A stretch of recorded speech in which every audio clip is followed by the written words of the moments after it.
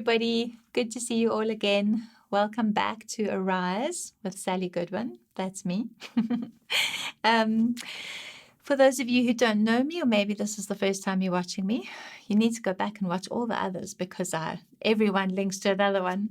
But please feel free to reach out to me on WhatsApp or email or Facebook Messenger or anything like that. I love to hear from you. I love to chat with you. I love to hear what you have to say, listen to your testimonies, answer your questions, anything like that. So feel free to reach out to me. I always value feedback from ladies all around the globe. I would really love that. So yeah, we've been going on an interesting journey with the Lord. Honestly, sometimes when I prepare these things, well, yeah, God really prepares them and then he kind of tells me what to say. And sometimes I think I'm going in one direction and then the Lord's like, no, different direction. So we've been on a really interesting journey. I spoke a lot about testimonies, a lot about faith. I just released some words of knowledge and prophecy about what women need to be stepping into. We spoke about my own testimony, how I got to this point. And it just is there's this urgency for women to step up, for women's voices to be heard, and I'm not saying that men don't need to step up or men's voices don't need to be heard, but for what God has called me to in terms of raising an army of women and getting women to step up and step out, that's what I need to focus on right now. So, and then we've just spoken about how, God asks you to do something and you get to choose whether you say yes or no, whether you like Isaiah and you say, here I am, send me, or whether you say, no, that's a bit much, or I can't quite do that, or that's not for me, and what that looks like. And that all kind of led into just talking about, where we are in terms of the times and in terms of what God is doing on the earth and in terms of the urgency in the spirit for us all to be doing what God has called us to do so that we can reach as many people as possible so that the harvest can come in and, revival and reformation can spread around the globe and we can just be ready and prepared to meet our bridegroom one day, looking exactly the way we're supposed to look, pure and spotless without blemish. And I've shared with all of you my life verse, Psalm 68 verse 11, which is about the women bringing the good news. And then I think everyone who preaches or speaks or anything has kind of a life's message. And I mean, my calling is to prepare the bride, to raise up an army of women. But my life's message definitely incorporates righteousness, holiness, purity, and intimacy. And when I look back on my life, I can see that those are the exact things that the enemy tried to take from me. Isn't that amazing? The very things that God called me to walk in were the exact things that the enemy tried to take from me and did take from me for a long time. That just flabbergasts me the way God works, but it just shows that he can use anything and anyone and do anything. And last week, we spoke very briefly about the wise virgins, the parable of the wise virgins. And as I said before, I have actually preached sermons on these messages, which were a bit longer. And now I'm kind of trying to summarize what I said in a sermon into a slightly shorter message and still cover all the salient points. And when I get excited, I speak fast. So sorry, apologies if I speak too quickly. But this word that I'm going to bring now is you wherever you live and whatever country you're in, you can take it. But it's really, it is a word that I brought a year ago for South Africa, or for Africa actually. And I just really feel this nudging from the Holy Spirit, or this urging from God to bring the word again a year later, almost exactly a year later actually, about the same word, because it's a word for Africa. And so we've been in Matthew 25. Last week we were in Matthew 25 talking about the 10 virgins, the 5 wise and 5 foolish. And the parable of the 10 virgins, which, Jesus always starts his off by saying the kingdom of heaven is likened to. So you can tell that he's expounding on the kingdom of heaven by using a parable. We know that where we are in terms of times, the kingdom of heaven is at hand and it is not yet. And we live in the tension between those two things. And we know as well that we are in the end times. We don't know exactly when Jesus is coming, but we do know that we need to prepare the bride. So the second parable that Jesus brings in chapter 25 is the parable of the 5 talents. And I am going to address this word specifically to my nation, South Africa, to Africa, my continent. And but as I say, you can take it wherever you are, whichever country you live in or whichever nation you're a part of, you can take it for that nation. But this is something that I saw. And so one day last year, we were driving, my husband and I were driving somewhere, and I was looking out of the car window, and I saw a cloud in the sky shaped like Africa. The continent of Africa has a very distinct shape. You can't really miss it. And there was a cloud shaped exactly like Africa. And as I looked at this cloud and registered that it was shaped exactly like Africa, I saw flying past this cloud 7 swallows. Now, I know nothing about birds, so it was the Holy Spirit that told me that there were 7 swallows, and only when I went back and actually looked them up did I realize that they were swallows. I saw flying past this cloud that was in the shape of Africa 7 swallows, and as I saw the 7 swallows, I heard the voice of the Lord say, "It is Africa's time. It is Africa's time." And I preached this word last year, and I'm preaching it again today, because it is Africa's time. And in order for Africa to step into her time, it is going to require each one of us to step into everything that God has called us to step into, particularly as women, particularly as African women. So we need to step into what God has called us to. And basically, when I went and just kind of, processed that whole scene with the Lord, he spoke to me firstly about the fact that the swallows that I'd seen and the timing that I'd seen them was, I saw them sort of August, September last year, and swallows actually only come to South Africa between October and April. They were out of season.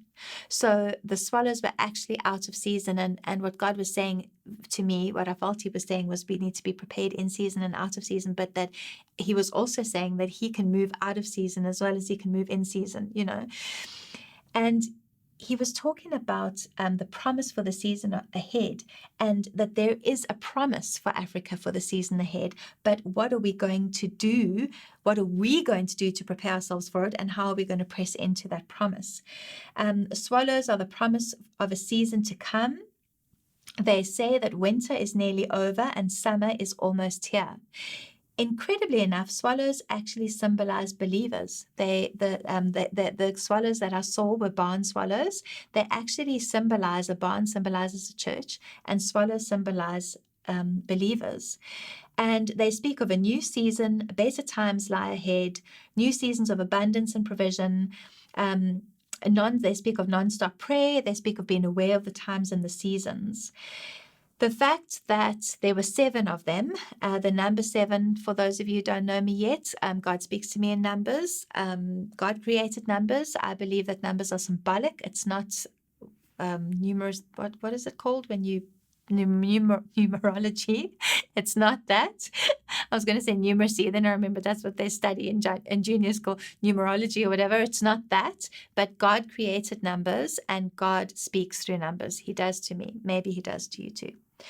But the number 7 speaks of fullness. It speaks of perfection, completion. It speaks of the promise of victory over a major challenge or obstacle, and it speaks of the promise of blessing and deliverance.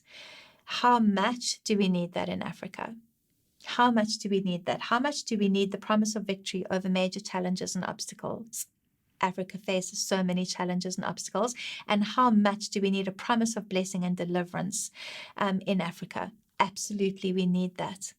So this is what God was saying to me, that it is Africa's time, and there is a promise of a new season. There is a promise of abundance. And within all of that, it was almost like he spoke of a crossing over into this new season, into this new space, into the space where Africa as a continent is actually the space that the world looks to see mighty moves of God. And we know that those things have been prophesied for years, hundreds of years. Those prophecies have been spoken over Africa, that we will be a place where the revival spreads from, that the world will see the glory of God visited on the African continent. And when we look at Africa right now, is that what we see? No. However, For those of you who know or have heard of Rick Joyner, I want to read you this. Rick Joyner says that between the place where we receive the promise and the promised land, there will be a wilderness that is the opposite of what we have been promised. So in your wilderness, you see the opposite of everything that God has promised you in the promised land. When the Israelites were in the wilderness, everything God had told them that was in the promised land, a land dripping with milk and honey, all of those things, they were in the wilderness, in the desert. None of that was in the desert. The opposite of what God had promised them was their wilderness reality. That wilderness is where our faith in God is purified and our knowledge of ourselves becomes much more realistic. The wilderness is the place where the mere visionaries are separated from those who have true faith, who love the purposes of God enough to pay the price to see the visions fulfilled. Can I read that again? The wilderness is the place where the mere visionaries are separated from those who have true faith, who love the purposes of God enough to pay the price to see the visions fulfilled. That is where we are in Africa, where we are looking for true visionaries who love the purposes of God enough to pay the price to see the visions for Africa crossing over into their promised land fulfilled. You know, it says in James 2 verse 26, for just as the body without the spirit is dead, so also faith without works is dead. You know, you can have all the faith in the world. If you're not doing anything with it, it's dead. Faith is a verb. Faith is something. It looks like something. It's not nothing. So if you are listening to this and you believe me that God has a plan for Africa, that it is Africa's time, that Africa's time is coming, that we are stepping into a crossing over season, into a promised land season for Africa, you might be asking yourself, what can I do? How do I get to step into that? How do I get to be one of those people who the cost is not too great, the sacrifice is not too much for me to bring my bit to help Africa step into everything she's supposed to be? I'm glad you asked that question, particularly as a woman. I'm glad you asked that question, because that takes us to the next parable in Matthew 25, which is the parable of the talents. And basically, what I'm saying to you today is God is saying to you, you know, we can cry out to God for Africa. We can fast and pray for Africa. Absolutely, God hears those things and he honors those things. But at some point in time, he says, what are you going to do? What have you got that you can bring to the party that is going to help the situation? And nothing that you carry, nothing that you have, nothing that you walk in is insignificant or too insignificant to impact a continent. So if we look at the parable of the talents, and we all know the parable of the talents, right? It talks about a man who's going on a long journey and he calls his servants together and he entrusts them with his property. So if you're African, God has entrusted you with his property, the continent of Africa, the people of Africa. And he says to one, he gave 5 talents, which is about, in the Amplified Bible, it says about $5,000, to another 2, to another 1, to each in proportion to his own personal ability. Then he departed and left the country. Okay, right. What happened? He who had received the 5 talents went at once and traded with them, and he gained 5 talents more. And likewise, he who had received the 2 talents, he also gained 2 talents more. But he who had received the 1 talent went and dug a hole in the ground and hid his master's money. Okay, now let us look at those numbers, because those numbers mean something. What I'm telling you those numbers mean, if you look in terms of the $5,000, $2,000, $1,000, which I mean, we're in Africa. So in South Africa, let's look at it as rands. Even the person who got the 1 talent, the 1,000 rand, dollars, whatever, the 1 talent, 1,000 means maturity.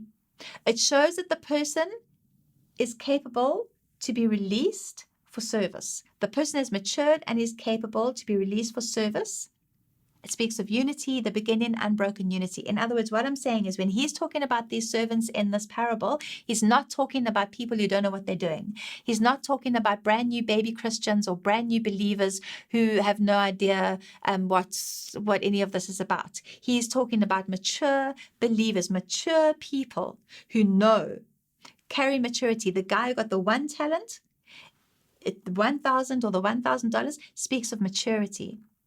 The 2 talents or the 2,000 speaks of mature unity, confirmation that the business relationship or interpersonal relationship is beginning to function as intended. It speaks of agreement, partnership, promotion. Why am I telling you all of this? Because these numbers mean something. Because God could have spoken about 3 talents, 5 talents, and 12 talents. You know, he could have spoken about 20 talents and 25 talents and 105 talents. He didn't. He specifically, every word in the Bible is there for a reason. And when Jesus specifically speaks about 1 talent, 2 talents, and 5 talents, there is a reason in that, and there is a message in those numbers. We go to the 5,000. The 5,000 speaks of maturity of grace. It is recognition that through your service for the Lord, you have gained a true understanding of the grace of God and how this applies to your life. 5 speaks of grace, presence, and represents an attitude of the heart. So for all those people who read this parable and say, how unfair, the 1 person only got 1, and the 1 person got 2, and the 1 person got 5. Understand something, that our idea of fairness and God's idea of fairness are not the same. God loves us all the same, unconditionally all the same. But when it comes to blessing, reward, favor, no, it's not the same. It depends on what you've laid down. It depends on what you've sacrificed. It's the cost of what your walk with him has cost you, whether you are prepared to be the person who steps out in faith, takes the risks, does the things. So those 3 talents were given out based on those 3 servants, what they carried, what they'd done up until then, what they had in their lives, what their track record thus far. But even the guy who got the 1 was mature. He was mature. He was capable to be released for service. He was ready. The guy who got the 2 was even more ready. He had a mature unity. He was good at business relationships, at interpersonal relationships. He was beginning to function on a higher level.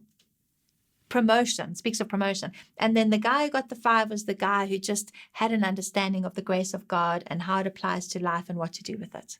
And what happened? The guy who got the 5 doubled his. The guy who got the 2 doubled his. The guy who got the 1, the mature believer, hid it, buried it in a hole, did nothing with it. And we all know what happened when the master came back. He was not pleased. He was not pleased at all. The one who had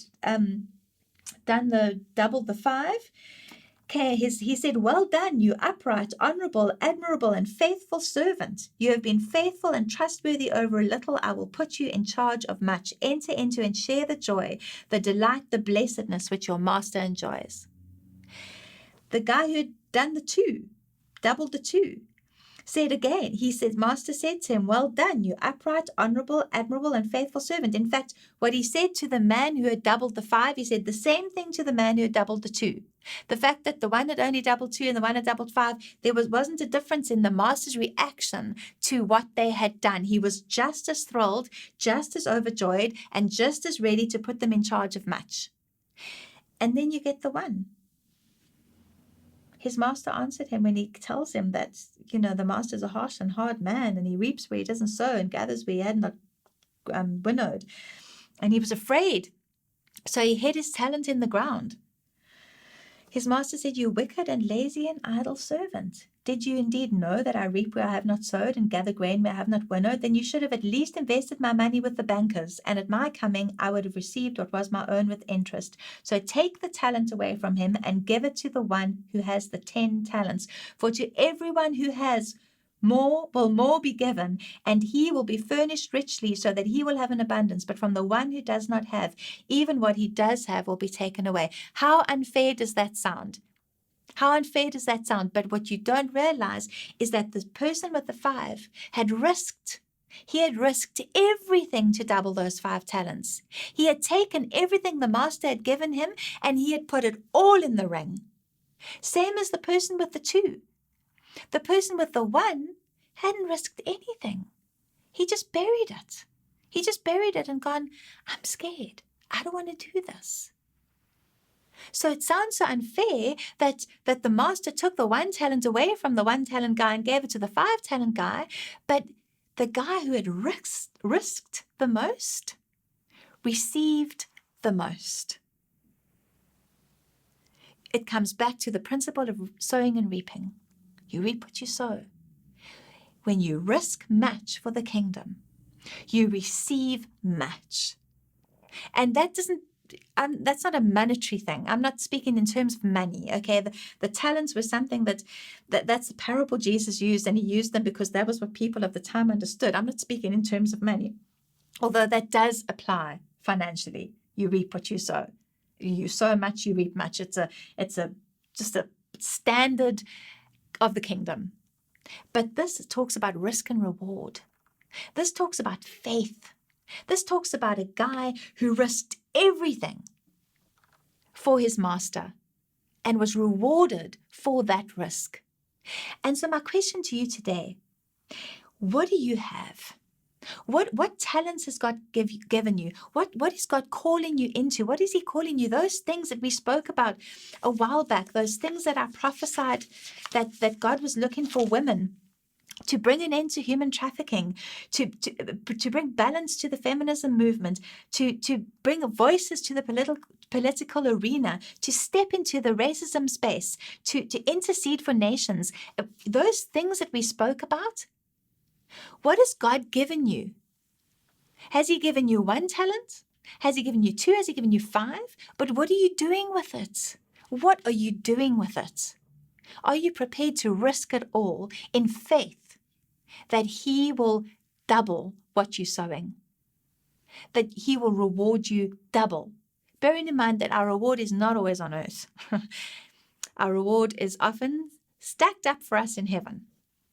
And that's okay, because we need to be eternity focused. Our time on this earth is short. It's short. It's over and done. Focus on eternity. That's where you're going to spend the rest of your life.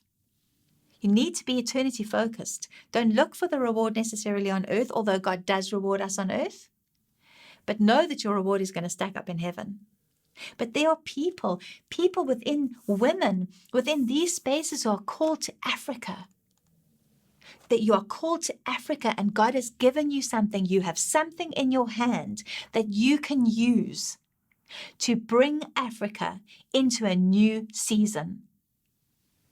You need to use it. You cannot bury it. There's a continent relying on you to step into everything that God has given you. There is a continent relying on you to pour out your talents. Pour out what God has given you in faith that you could be the one person, the one of many women who get to see Africa embrace a new day. It is Africa's time. God said so, and I believe him. And however it looks on the actual continent of Africa in the natural right now, I know that is the wilderness experience and that the promised land looks completely the opposite. But God will not do it without us.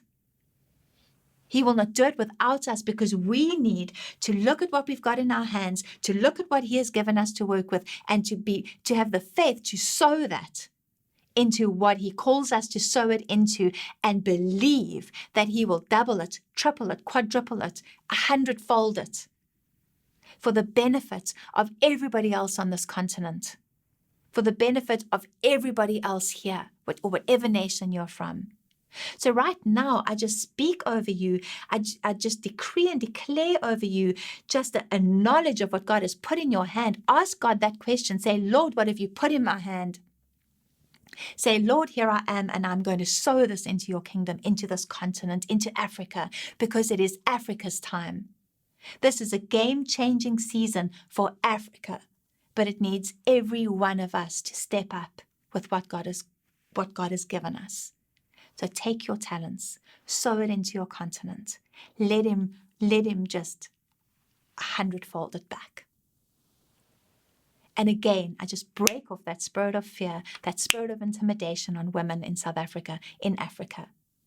And I say, arise, daughters of God on the African continent, and step into everything God has called you to right now in the name of Jesus Christ.